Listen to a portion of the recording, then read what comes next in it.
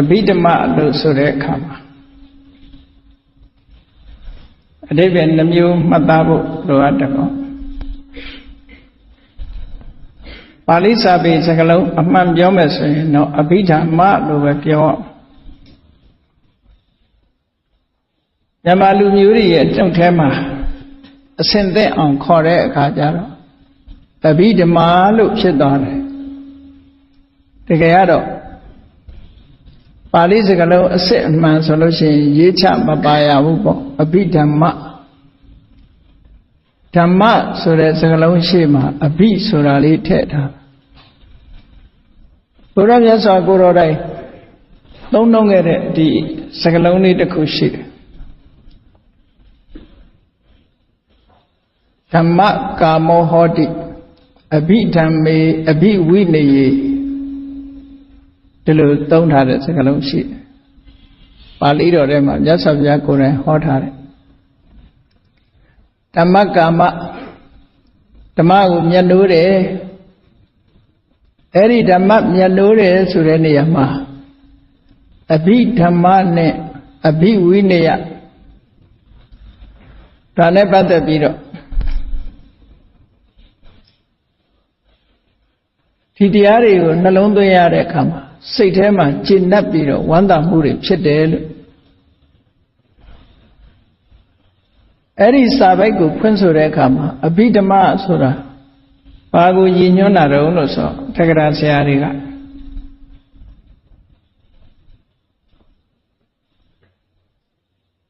ကံပိရာနော်နာမရူပပဋိတံယုတ်တာဓမ္မာလို့ဒီအဓိပ္ပာယ်မျိုးဖွင့်ပေါ့အဘိဓမ္မဆိုတာယုံနာအကြောင်းကိုယုံနာအကြောင်းနဲ့ပတ်သက်ပြီးဟောပြောထားတဲ့လေးနဲ့တဲ့တရားလို့ဒီလိုအဓိပ္ပာယ်ရ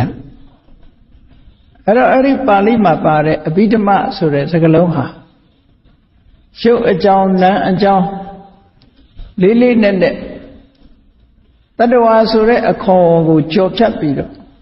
အတွင်းအနှစ်သာရဖြစ်တဲ့ရုပ်ဓမ္မနံဓမ္မအဲ့လိုလေးနဲ့တဲ့အဓိပ္ပာယ်ကိုဖော်ဆောင်တဲ့စကားလုံးကိုအဘိဓမ္မဆိုတာယုံနာနဲ့ပတ်သက်တဲ့လေးနဲ့တဲ့တရားမှန်သမျှအဘိဓမ္မလို့ဒီလိုဆိုလိုတာအဘိဓမ္မေအဘိဝိနယေဥလာရပါမောဇောတဲ့အလွန်မြင့်မြတ်တဲ့ဒီအဘိဓမ္မနဲ့အဘိဝိနယကိုလေ့လာလိုက်တဲ့အခါမှာစိတ်ထဲမှာကျေနပ်ပြီးတော့ဝန္တာပီတိတွေဖြစ်တယ်ဝမ်းမြောက်ဝမ်းသာတွေဖြစ်တယ်အဲ့ဒါလိုလေးနဲ့တဲ့ယုတ်တရားနံတရားတွေနဲ့ပတ်သက်ပြီးတော့ဟောပြောထားတဲ့တရားဓမ္မတွေကိုအဘိဓမ္မာလို့ဒီလိုဆိုလိုတာအဲ့ဒါကအဓိပ္ပာယ်တစ်ခုအဲ့ဒီအဓိပ္ပာယ်ရအဘိဓမ္မာဆိုတဲ့စကားလုံးကိုဘာသာပြန်တဲ့အခါမှာလေးနဲ့သောတရားဓမ္မလို့မြန်မာလိုပြန်ပြီးတော့အင်္ဂလိပ်လိုကြတော့ profound ဓမ္မ profound နဲ့နေတဲ့တရားလို့ဒီလိုဆိုလိုတာအပေါ်ယံဆိုတာတတ္တဝါလို့ယုံနံတရားပေါ်ရဲ့အပေါ်ယံကိုမြင်တဲ့အခါမှာတတ္တဝါသူငါအမျိုးသားအမျိုးသမီး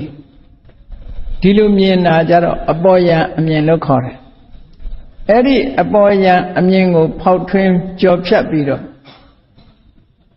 တတ္တဝါဆိုတာမဟုတ်ဘူးငါသူတစ်ပါးယောက်ျားမိန်းမဆိုတာလည်းမဟုတ်ဘူးတကယ်ရှိနေတာကယုံနဲ့နာနှစ်မျိုးပဲလို့အနစ်ကြကြအတွင်းကြကြရှင်းလင်းပြတဲ့တရားအဲ့ဒီအတွင်းကြကြရှင်းလင်းပြတဲ့တရားမျိုးကိုအဘိဓမ္မာလို့ဒီလိုခေါ်တာ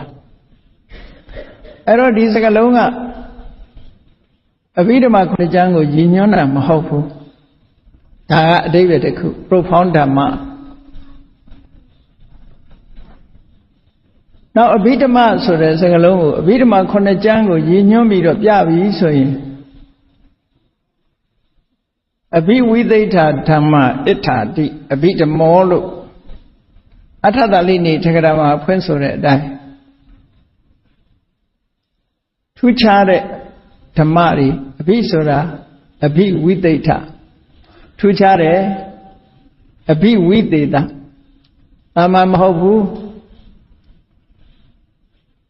အဓိကသုတ္တံပါဠိမှာရှင်းပြတာတဲ့ပုံမပြည့်စုံတယ်သုတ္တံမှာနီးနဲ့စုံလင်အောင်ဒီဓမ္မတွေကိုရှင်းပြတာမရှိဘူးနဲတယ်သုတ္တံရဲ့ရှင်းလင်းမှုကပြည့်စုံတဲ့ရှင်းလင်းမှုမဟုတ်ဘူးတရားနာတဲ့ပုဂ္ဂိုလ်တွေနဲ့တန်ယုံလေးလောက် analyze လုပ်ထားတယ်အခြေတဝင့်ချက်ဖွဲ့တာမဟုတ်ဘူးအဘိဓမ္မာကြတော့သုတ်တန်ရှင်းလင်းချက်တဲ့ပိုလွန်တဲ့ရှင်းလင်းချက်တွေပါဝင်လာဒါကြောင့်မို့လို့အတိရေကဓမ္မဝိသိဋ္ဌဓမ္မလို့အဘိရဲ့အ내ကိုအတိရေကသုတ်တန်ရှင်းတာတဲ့ပို့ပြီးတော့ပြည့်စုံအောင်ရှင်းတယ်သုတ်တန်မှာသုံးတဲ့စကားလုံးတွေပြီးတော့ထူးခြားတဲ့စကားလုံးတွေအသုံးပြုပြီးတော့ရှင်းပြတယ်လို့ဆိုတဲ့ဒီအဓိပ္ပာယ်မျိုးနဲ့ဖွင့်ဆိုတာကြတော့ဘုရားမြတ်စွာဟောကြားတော်မူခဲ့တဲ့အဘိဓမ္မာ9ကျမ်းဟာသုတ်တန်တွေမှာဟောထားတာတဲ့ပို့ပြီးတော့အကျယ်တဝင့်ရှင်းလင်းဖော်ပြတာဖြစ်လို့သုတ်တန်ပါဠိတွေတဲ့ပို့တဲ့ပါဠိသုတ်တံမှာရှင်းပြတာတွေတဲ့ပို့ပြီးတော့ကျယ်ဝန်းတဲ့ရှင်းပြချက်တွေနဲ့ပြည့်စုံတဲ့ကျမ်းလို့ဒီလိုလဲအဓိပ္ပာယ်ရတယ်ပေါ့အဲ့တော့အဘိဓမ္မာဆိုတဲ့စကားလုံးကိုတွေ့လို့ရှိရင်ဒီလိုနှမျိုးမှတ်သားတဲ့ပေါ့အဘိဓမ္မာကျမ်းကိုဆိုလိုတာလားသို့မဟုတ်ယုံနာဓမ္မယုတ်တရားနတ်တရားအကြောင်းကိုဆိုလိုတာလားလို့အဲ့တော့အဘိဓမ္မာ9ကျမ်းမှာမြတ်စွာဘုရားဘာတွေဟောတာတုံးလို့အချင်းချုပ်ပြောသမှာလို့ဆိုလို့ရှိရင်တော့မြတ်စွာဘုရားဟောတဲ့ဓမ္မအဘိဓမ္မာဆိုတဲ့နေရာမှာဒီကျမ်းအနေနဲ့ပြောမယ်ဆိုရင်မြတ်စွာဘုရားဟောတာဓမ္မ2မျိုးကိုဟောတယ်လို့ပြောဓမ္မ2မျိုးကဘာလဲလို့ဆိုရင်ပညတ္တိဓမ္မနဲ့ပရမတ္ထဓမ္မပဲအဘိဓမ္မာ9ကျမ်းမှာပညတ္တိဓမ္မကိုလည်းဟောတယ်ဒါမို့အဘိဓမ္မာ9ကျမ်းထဲမှာပုဂ္ဂလပညတ္တိကျမ်းဆိုတာပါတယ်လေနောက်ဆုံးမှာအဓိပ္ပာယ်ကိုဖော်ပြဖို့အတွက်စကားလုံးလေးတွေအသုံးပြုပါအဲ့ဒီအသုံးပြုတဲ့စကားလုံးကိုကပညတ်လို့ပဲခေါ်တာဥပမာမဲ့တဏှာကနေပြီးတော့အပြီးသက်ထွက်မြောက်တဲ့သဘာဝတရားတစ်ခုတဏှာဆိုတဲ့တရားရဲ့လွတ်ကင်းသွားတဲ့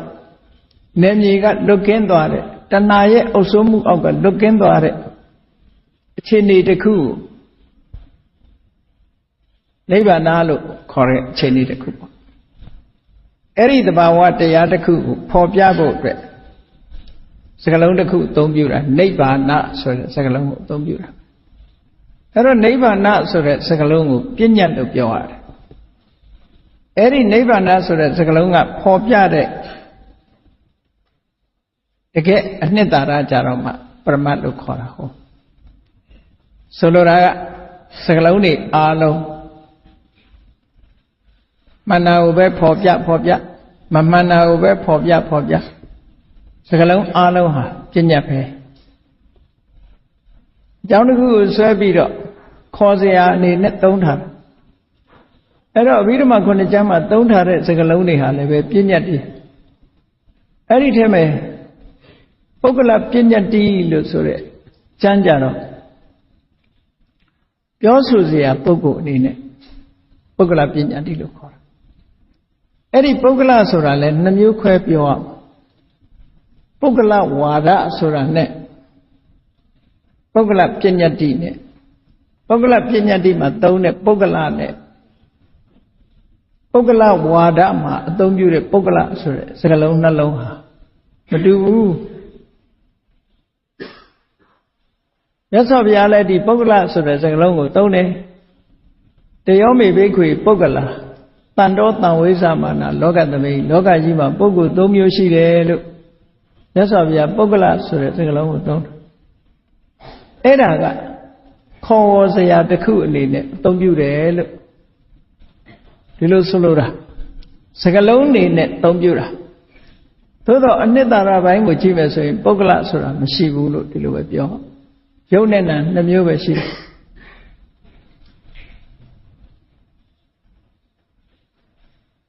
နောက်တစ်ခါ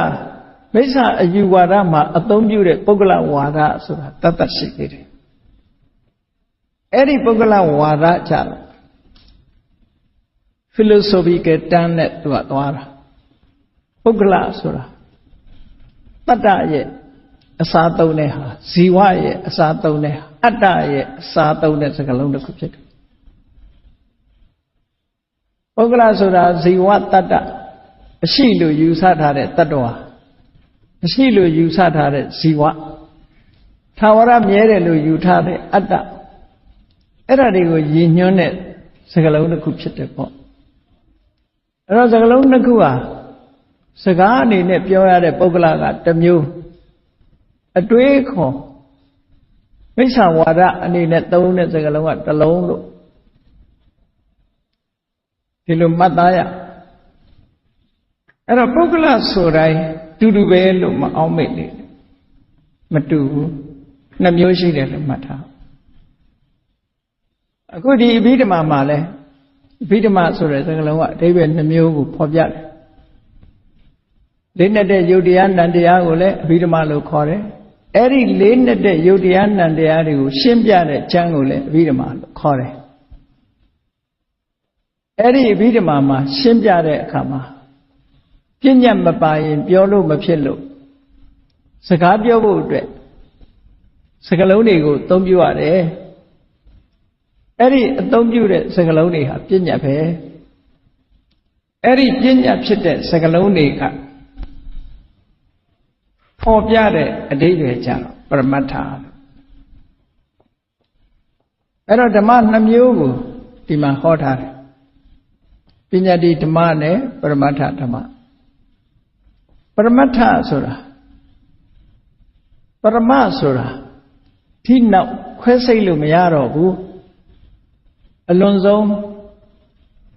ဆုံးစွန်ဆိုတဲ့အဓိပ္ပာယ်ရအဋ္ဌဆိုတာသိเสียဒီသိเสียဟာနောက်ထပ်ပြီးတော့ခွဲစိတ်လို့မရတဲ့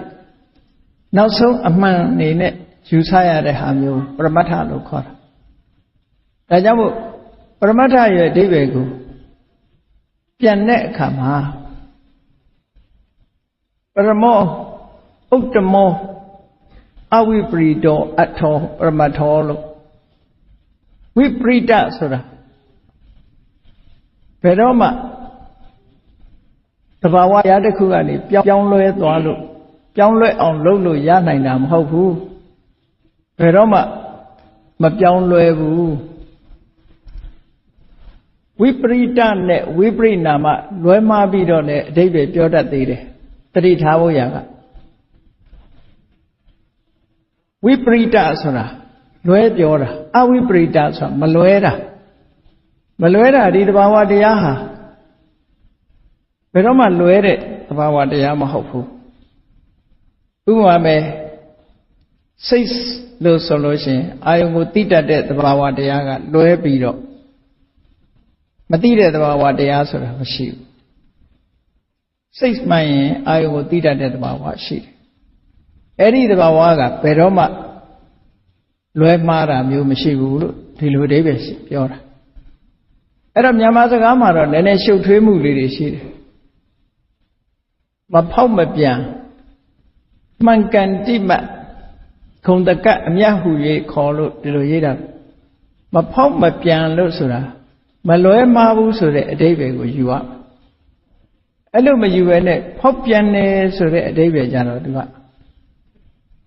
အရှိအနေထားကနေပြောင်းလဲသွားတာမျိုးဒါဖောက်ပြန်တယ်လို့ခေါ်အဲ့ဒါကြတော့ဝိပရိနာမလားနော်ဆိုပါစို့ရုပ်တရားတစ်ခုကမူလအနေထားကနေပြီးတော့ပြောင်းလဲသွားဖောက်ပြန်တဲ့အနေဆသဘောမှာဝိပရိနာမလို့ခေါ်တယ်ဖြစ်ပြီးရင်ပြက်တာဒါဖောက်ပြန်တာဒါမို့အညထာဘာဝ ဝိပရိနာမဓမ္မောဖောက်ပြန်တဲ့သဘောရှိတယ်အညထာဘာဝတစ်မျိုးပြောင်းပြီးတော့ဖြစ်တတ်တဲ့သဘောရှိတယ်ဒီလိုဆိုလိုတာအဲ့တော့ပရမတ္ထတရားမှာသဘာဝတရားကပြောင်းလဲသွားတာဆိုတာမရှိဘူးသဘာဝအနေအထားကပြောင်းလဲသွားတာမရှိဘူးသို့သော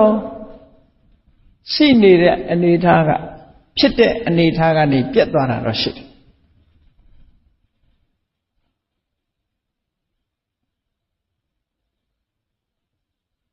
ဖြစ်လာတဲ့အနေအထားတစ်ခုဟာအမြဲတမ်းဖြစ်နေမှာမဟုတ်ဘူးဖြစ်သွားရင်ပျောက်ကွယ်သွားတဲ့အနေအထားရှိတယ်အဲ့တော့ဒီပရမတ္ထဆိုတဲ့အဓိပ္ပာယ်ကသဘာဝတရားဟာသူ့ရဲ့ဒီပင်ကိုယ်သဘာဝဟာဘယ်တော့မှပြောင်းလဲသွားတာမျိုးမရှိဘူးတစ်မျိုးတစ်ဖုံပြောင်းဖြစ်တာမျိုးမရှိဘူးလို့အမြဲတမ်းသဘာဝဟာမှန်ကန်နေတယ်ဆိုတဲ့အဓိပ္ပာယ်ကိုယူရမယ်အဲကြောင့်မို့အဝိပရိတောသဘာဝတရားအနေနဲ့ပြောင်းလဲသွားတာမရှိဘူးဒီသဘာဝဟာအမြဲတမ်းရှိနေတယ်ဥပမာပဲလောဘဆိုတဲ့သဘောတရားဟာအာယုံကိုလိုချင်တဲ့သဘောတရားဟာလောဘရဲ့သဘောတရားအဲ့ဒီအာယုံကိုလိုချင်တယ်တတ်မဲ့တယ်ဆိုတဲ့သဘောကပြောင်းလဲပြီးတော့တခြားသဘောအနေထားမဖြစ်ဘူးတဲ့လောဘဖြစ်ရင်အာယုံကိုလိုချင်တယ်တတ်မဲ့တယ်ဒီသဘောပဲဖြစ်မယ်သို့တော့ဒီလောဘသည်ဖြစ်လာပြီးတော့ပြတ်သွားမယ်ဒီလိုတော့ရှိတာပေါ့နော်အဲ့တော့ပရမတ္ထရဲ့အဓိပ္ပာယ်ကသဘာဝတရားအနေနဲ့ပြောင်းလဲသွားတာမရှိလို့မြတ်တယ်လို့ဒီလိုပြောတာအဲ့ဒါကြောင့်မလို့ပရမတ္ထကိုအဓိပ္ပာယ်ပြန်တဲ့အခါမှာ ultimate reality ဆိုတာတကယ်ကိုအမှန်တည်းမှာတော့ဒီတဲ့နောက်မှန်စရာမရှိတော့ဘူးဆင့်အမြဲဆုံးအမှန်တရား ultimate truth ဒီလိုဆိုလိုတာ ultimate sense ultimate truth နောက်ဆုံးအဆင့်ပဲဒီတဲ့ထပ်ပြီးတော့ပြောစရာမရှိတော့အောင်မှန်ကန်နေတဲ့သဘာဝတရားတွေဒါကိုပရမတ္ထဓမ္မလို့ခေါ်တယ်အဲ့လိုပညာတိဓမ္မနဲ့ပရမတ္ထဓမ္မကိုအဘိဓမ္မာမှာဒီလိုနှမျိုးဟောထားတဲ့အထဲမှာတကယ်အကျက်တဝိချက်ဖွင့်ပြီးပြတဲ့အခါမှာပရမတ္ထဓမ္မကိုပဲပြပရမတ္ထဓမ္မကိုအကျယ်အပြည့်ချက်ဖွင့်ပြီးတော့ပြတယ်အဲ့ဒီပရမတ္ထဓမ္မကိုထပ်ခွဲလိုက်တဲ့အခါပရမတ္ထဓမ္မကိုပထမအဆင့်အနေနဲ့ analyze လုပ်တဲ့အခါမှာနာမရူပနံတရားနဲ့ယုတ်တရားလို့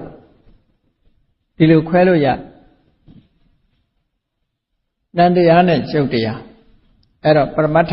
နှစ်ပါးပေါ့အဲ့ဒီနှစ်ပါးကိုထပ်ခွဲလိုက်တဲ့အခါနံတရားဆိုတာစိတ်ရယ်စေတသိက်ရယ်လို့တစ်ခါထပ်ခွဲအဲ့တော့စိတ်စေတသိက်ယုတ်သုံးမျိုးဖြစ်လာဒါကတရားတွေနဲ့တိုက်ရိုက်ဆက်ဆက်ပြီးတော့ဖြစ်ပေါ်နေတဲ့ပရမတ္ထတရားဟာသုံးခုပဲအဲ့ဒီစိတ်စေတသိက်ယုတ်တရားတွေရဲ့အပြည့်သက်ချုပ်ငြိမ်းသွားတဲ့သဘောအကြောင်းတရားတွေငြိမ်းသွားလို့အကြောင်းတရားတွေကိုငြိမ်းအောင်မှန်ကန်တဲ့ကျင့်စဉ်တစ်ခုနဲ့ကျင့်လို့အကြောင်းတရားတွေမပေါ်တော့လို့နောက်ဆုံးဖြစ်ပေါ်လာတဲ့နောက်ဆုံးချုပ်ငြိမ်းသွားတဲ့အဆင့်အဲ့ဒါရောမရှိဘူးလားလို့ဆိုရှိတယ်ယုတ်တရားနံတရားတွေရဲ့အဖြစ်ရှိတယ်လို့ယုတ်တရားနံတရားတွေအကြောင်းမဲ့သွားလို့ရှိရင်နောက်ထပ်ဘယ်တော့မှမဖြစ်တော့တဲ့အခြေအနေတရားလည်းရှိတယ်အဲ့ဒီအခြေအနေကိုနိဗ္ဗာန်လို့ခေါ်တာပဲဒါကြောင့်မလို့ပရမတ္ထတရား၄ပါးလို့ပြောတာစိတ်စေတသိက်ယုတ်နိဗ္ဗာန်ဒီလိုခေါ်တာနော်အချင်းချုပ်ပြောလိုက်မယ်ဆိုရင်ယုတ်နဲ့နံနှစ်ခုတန်တရားထဲမှာဖြစ်နေတာကိုကြည့်မယ်ဆိုရင်ယုတ်နဲ့နံနှစ်ခုအဲ့ဒီဖြစ်မှုရဲ့ final cessation ကိုပြောမယ်ဆိုရင်နိဗ္ဗာန်ဒီနှစ်ခုလုံးချုပ်ငြိမ်းသွားတာကိုနိဗ္ဗာန်လို့ဆိုရုပ်ရဲ့နာမ်ရဲ့နိဗ္ဗာန်ရဲ့ပေါ့သုံးခုပေါ့အဲ့ဒီတခါနာမ်ကိုမှထပ်ခွဲတဲ့အခါမှာစိတ်နဲ့စေတသိက် ဒါပေမဲ့စိတ်စေတသိက်ကိုဘာလို့ထပ်ခွဲရတယ်လဲလို့ဆိုလို့ခါဒါအလွန်အဓိပ္ပာယ်ရှိတယ် analyze ထပ်လုပ်တာအဓိပ္ပာယ်ရှိတယ်စိတ်ဆိုတဲ့သဘာဝတရားထဲမှာခံစားချက်တွေမပါဘူးတွေးခေါ်တာတွေမပါဘူးစိတ်ရဲ့သဘာဝတရားထဲမှာအာရမဏဝိသန္ဒနာလက္ခဏာလို့ခေါ်တယ်အာယုံကိုရယူနိုင်တဲ့စွမ်းရည်တတ္တိလေးအာယုံကိုသိတယ်လို့ဆိုတဲ့နေရာမှာဇာနနလို့တွေမသုံးဘဲနဲ့ဝိဇာနနလို့ဝိဆိုတာလေးထည့်လိုက်တာကမတူတဲ့အသိကလေးလို့ပြောတာဘယ်သူနဲ့မတူတာတော့တင်ညာနဲ့လည်းမတူဘူးပညာနဲ့လည်းမတူဘူးအဲ့မတူတဲ့အသိလေးဆိုတာဘာလဲလို့ဆိုရင်အာယုံကိုရယူခြင်းပဲဖြစ်တယ်စိတ်ဟာအာယုံကိုယူလိုက်တဲ့သဘောလေးတွင်ပဲစိတ်လို့ခေါ်တာနော်အဲ့ဒီအာယုံကိုယူလိုက်တဲ့သဘောလေးမှာအာယုံကိုတွေးတာတို့ကြံတာတို့အာယုံနဲ့ဆက်သွယ်တာတို့အာယုံပေါ်မှာခံစားတာတို့အာယုံကိုမှတ်သားတာတို့တွန်းအားပေးတာတို့ဆိုတဲ့ဟာတွေကစိတ်ပေါ်မှာမိပြီးတော့ဖြစ်လာတဲ့သဘာဝတရားတွေဖြစ်လို့လိုချင်တယ်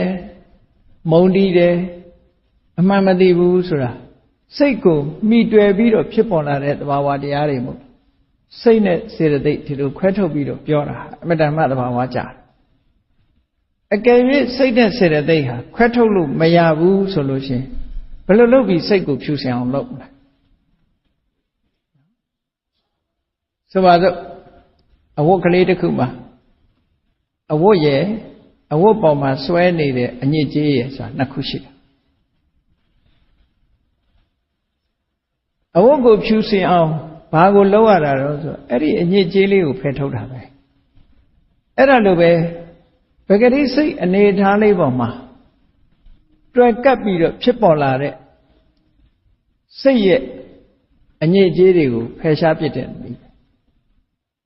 ဒါကြောင့်မို့လို့စိတ်တွေမှာဒီစိတ်ဆိုတဲ့သဘာဝတရားပေါ်မှာအခြေပြုပြီးတော့နေတဲ့အရာတွေအများကြီးရှိတယ်ပေါ့အားလုံးအဘိဓမ္မာကျမ်းအရာ52မျိုးလို့ဆိုအဘိဓမ္မာသင်အဲ့တော့ဒီသဘောလေးတွေကအဘိဓမ္မာကိုသင်လိုက်တာဟာသဘာဝ